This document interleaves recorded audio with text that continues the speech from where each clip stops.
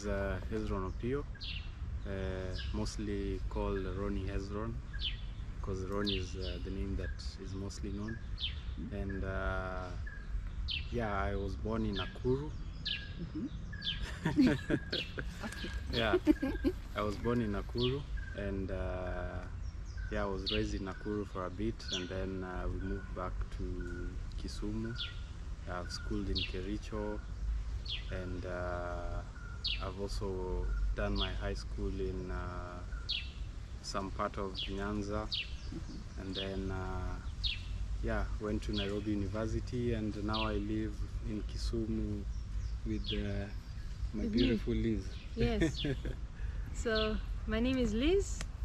I was born in Netherlands. I was raised in the Netherlands. I did my studies in the Netherlands and South Africa, and then I met this man, and now I live in the big city of Kisumu, Kenya. Where did you meet him? I met him in Kisumu here at a party. How did you move from Netherlands to Kisumu?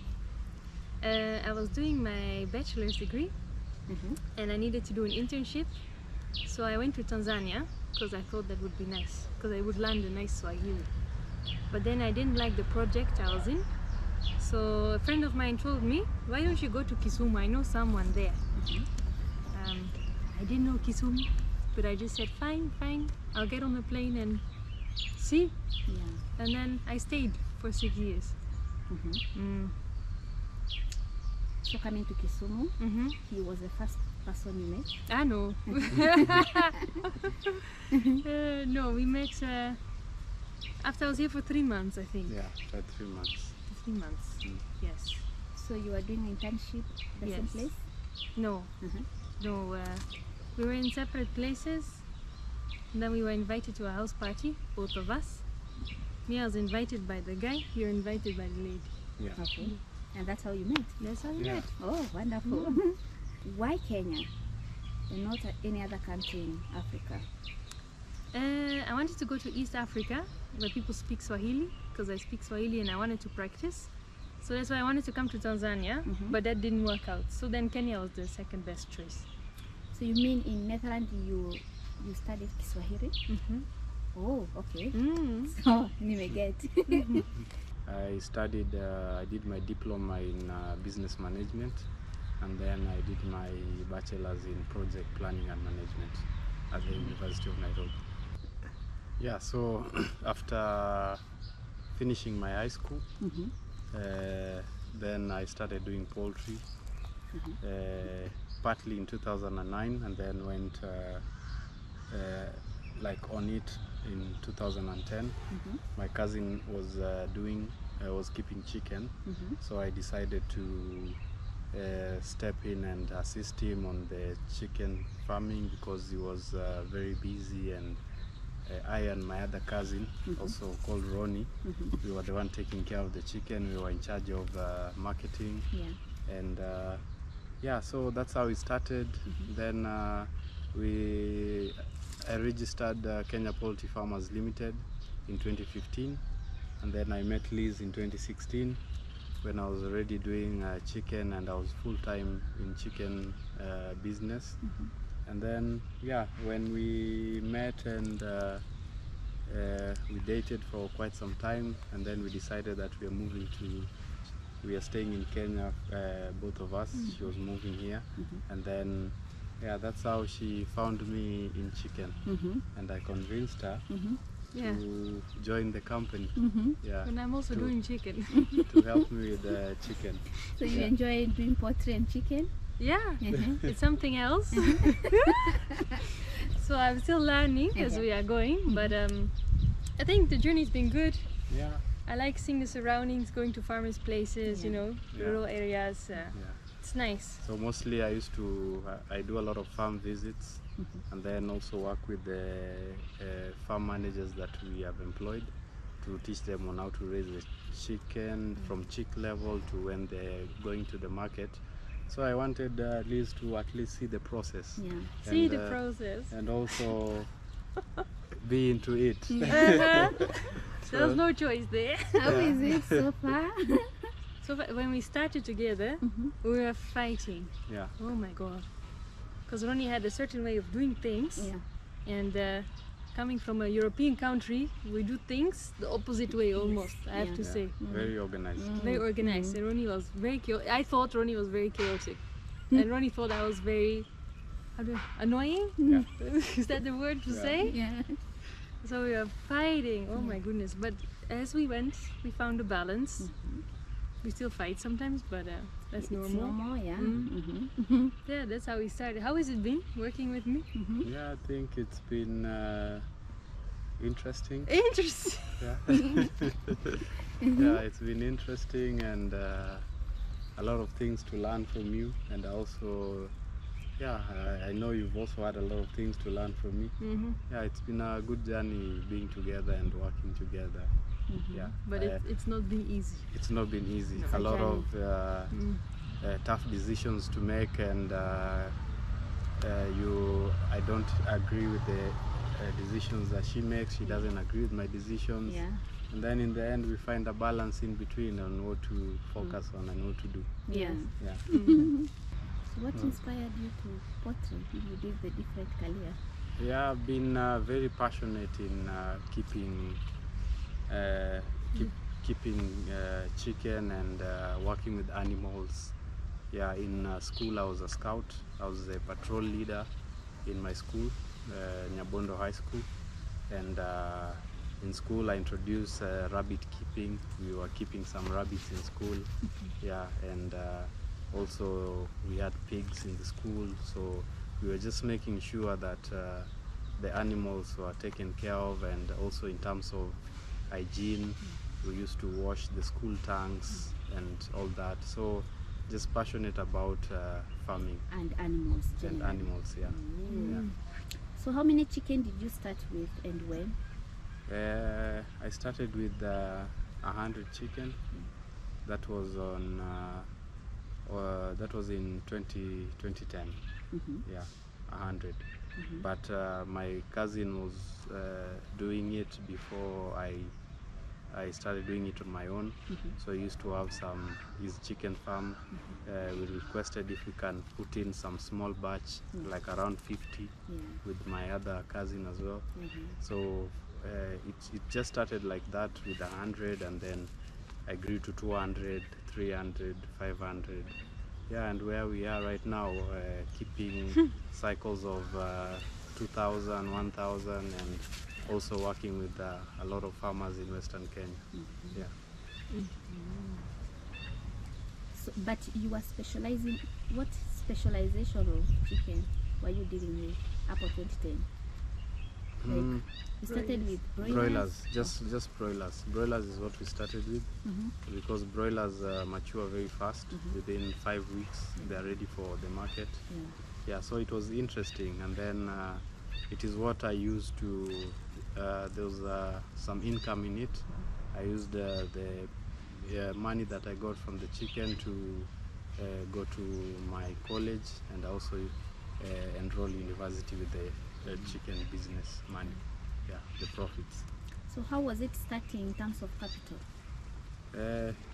Very tough. It was very tough because you have this idea, you're presenting it to your friends, people to support you. No one wants to support, but I will say my mom has been very supportive, and my dad as well. Yeah, they gave me a piece of land behind our house. That's where I built my first chicken house. Yeah. The idea, even when I said that I want to build a chicken structure behind the house, was a fight in itself, because it was very tough to imagine that there's going to be a lot of chicken in the backyard. Yeah. Yeah. Taleta mavi hapo. Yeah. Na ulikuwa unauzia nani? Who are your customers? I was selling to hotels, Yeah. restaurants, clubs, and then also individual For events maybe. individual Hotels. customers. I was doing home deliveries. Yeah. So, And how is your stock now? the stock is good because we always ensure that we have chicken at all times. You know, back then I was just keeping one cycle of chicken and then I didn't have. Then at some point I realized that I cannot do this alone, because now when my chicken are not there, I need to reorder again, start from day old to another 5 weeks. I can't tell my customers that I'll supply you in 5 weeks time. You So have I had keep to them consult consistent. with my friends, tell them the idea of us working together, buying chicken from them. Some of them agreed. Some did not see the vision that I have, and that is how KPF came into being, because now we open shops within Kisumu to ensure that clans can get chicken at all times. We get the chicken from our farmers. So we have our own farms, but we also work with smallholder farmers in the region. So we work with them as kind of a way to make them grow financially and be there like entrepreneurs. So we train them, we supply them with the chicks and the feeds, and we buy back their produce. So for us it's good because it gives us stable produce to sell to our customers, and for the farmer it's also good because they grow with us. Empowering them, right? So we have clients around Kisumu, but even further than that, right? Kisii, Migori, Kericho, Kakamega. So our clients come from all over Western Kenya. We supply to local hotels and restaurants, but also farmers outside of Kisumu, Vihiga, Kisii, Kakamega, Migori sometimes. So we have a kind of a big customer base. We mostly cover Western Kenya. So that is Kisumu, Kisii, Kakamega, Paka Nakuru, and then up Bungoma. Like Western, Western of Kenya. Western But part of Kenya. we always get clients countrywide. Some Nairobi, Mombasa. We ensure that we link them up with our relevant partners so that they can be supplied. So you can supply all over the country. All over the country, because we have partners in every region. In the big cities as well. Nairobi, Mombasa, Eldoret, Kitale. So we ensure that our customers get the service. What are your price ranges from the one you're selling 1 day old up to when they reach a point of the point of sale? Meat, Becoming meat. Becoming meat. The small chicks, The small chicks price range. We sell at 95 shillings. Both improved kienyeji chicks and broiler chicks. And then when they become meat now, the broilers, the big broilers, we sell at around 500 shillings. If you have a hotel, we can sell a bit cheaper, but that depends a bit on the number you are taking. How do you get feeds? So we have a supplier from Nairobi. It's called Sigma Feeds. We are one of the distributors in Western Kenya. So we get our feeds from Nairobi and then we supply to the local farmers. Do you train them or you hire professionals? We train them ourselves. They get trained on customer service, things like that. But we also have employees that are already skilled, like we have a vet, for example. Like you got other employees who are professional in different areas. Okay. How do you handle, control or treat the diseases?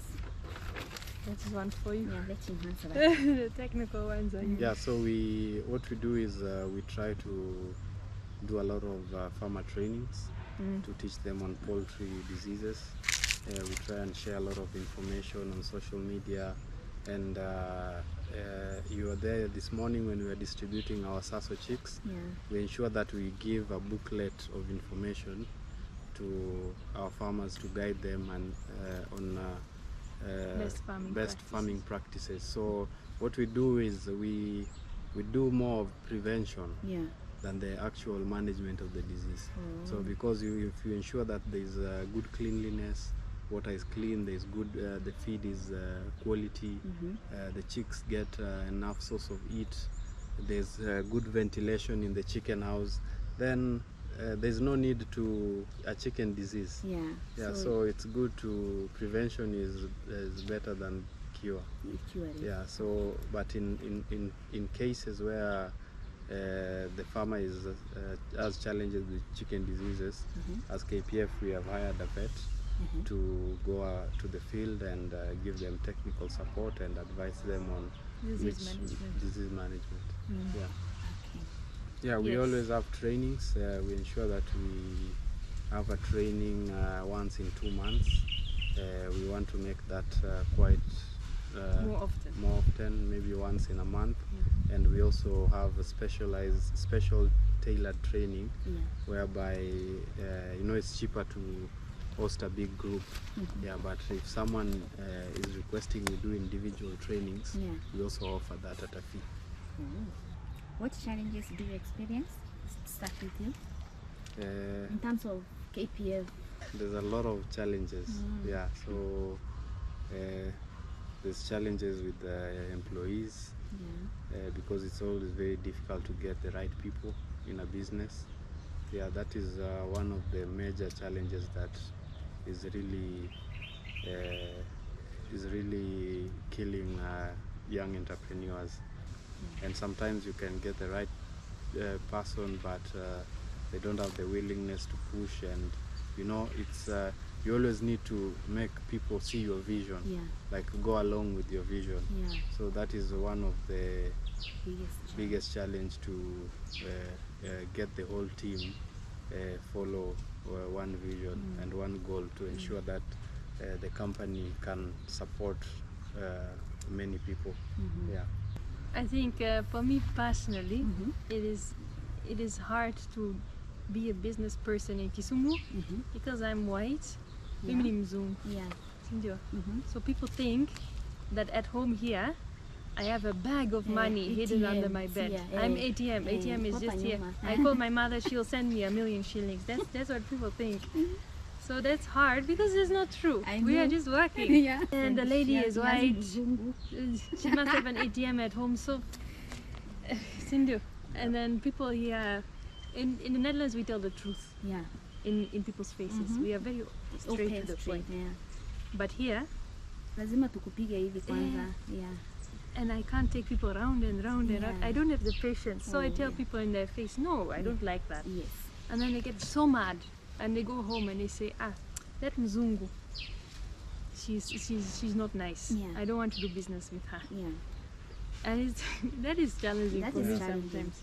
Here in Kisumu, Luo men don't like to talk about money with a woman. That's the challenge I've had a few times. We had customers with open balances, and I addressed the issue like, can you kindly pay your balance? And they say, that's not your place to tell. Okay. That is my company. That's the challenge. That's a challenge I have. And people not being honest.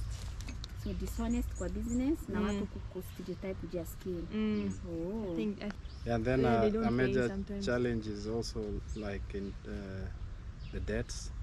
Because we work with farmers. Sometimes you have to supply hotels, restaurants, private businesses. They tell you they'll pay later. And then they don't pay. They take a long time, and the farmer is looking to you because you are the one who took their chicken, and you need to pay them back. So it becomes a big problem, especially when now the working capital is tight. You still need to ensure that you supply feeds, you supply the chicks. So that is a big challenge for the business. For me, I think it was when we got the office.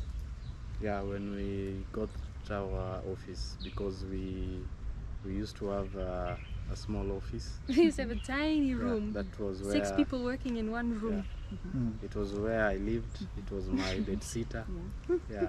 So I had to move all my things from the bed sitter and convert it into a small office. So it was a small office with 6 people, and then imagine chicks are coming in the morning, and you're trying to do your work at the same place. Also feeds are there, like everything was in a tiny place. That one was a beautiful moment for you. For me, I think that was the best moment. The worst moment? The worst? The worst moment. What are the worst moments? The worst moment has been like you're pushing a lot into the market. You're working very hard, and there's a lot of unhealthy competition, very dirty competition.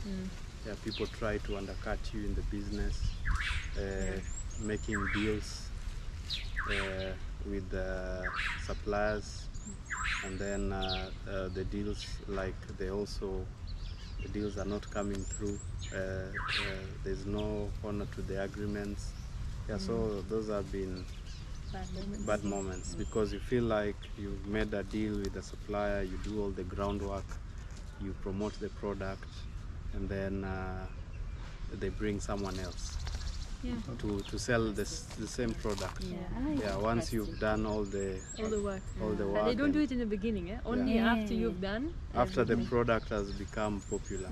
Yeah, for me that was really demoralizing. Yeah. Your advice to someone who wants to venture into poultry business? Come to KPF. Come to KPF. Come to us, and we will help you. Yeah.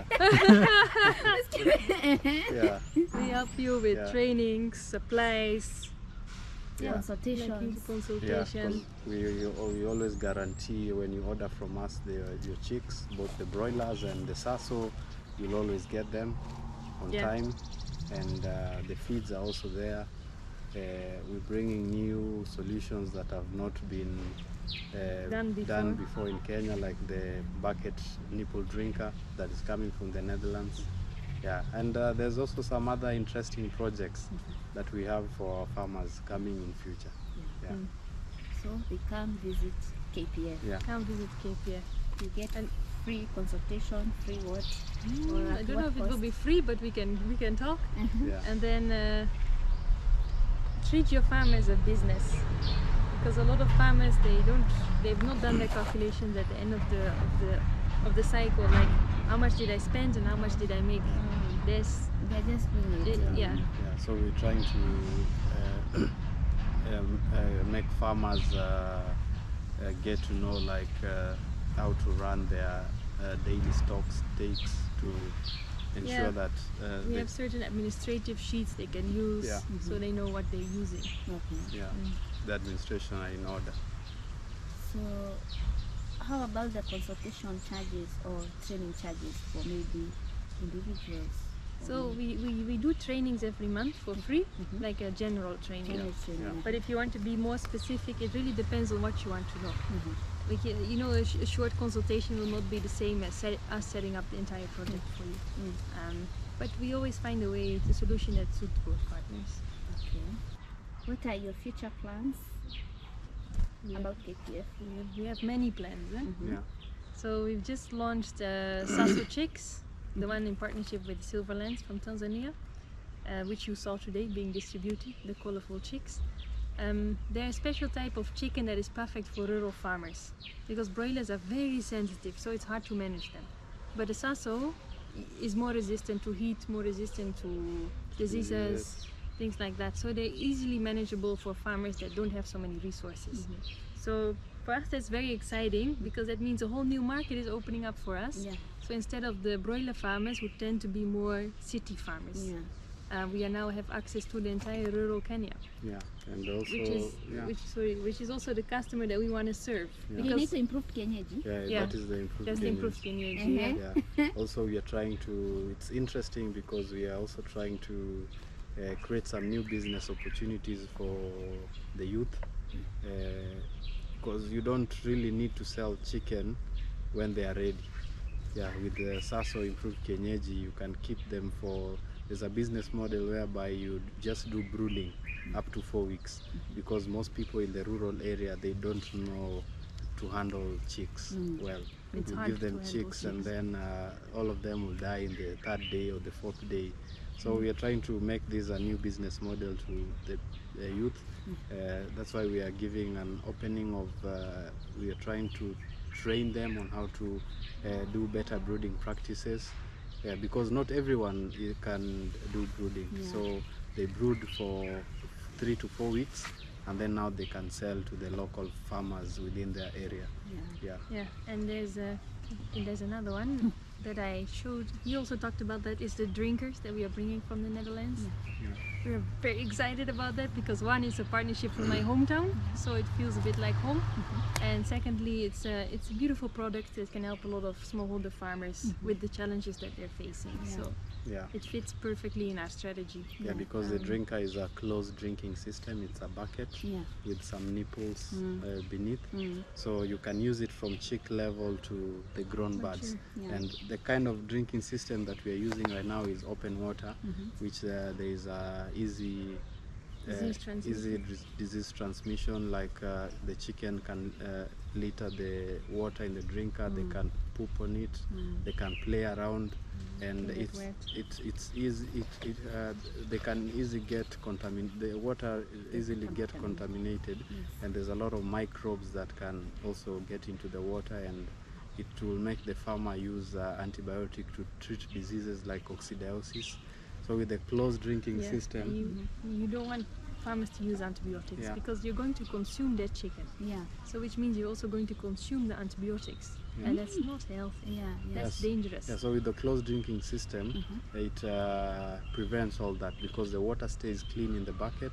There's no contamination, and the chick also, it also saves water because we have farmers who live deep in the rural area, and access to water is a problem.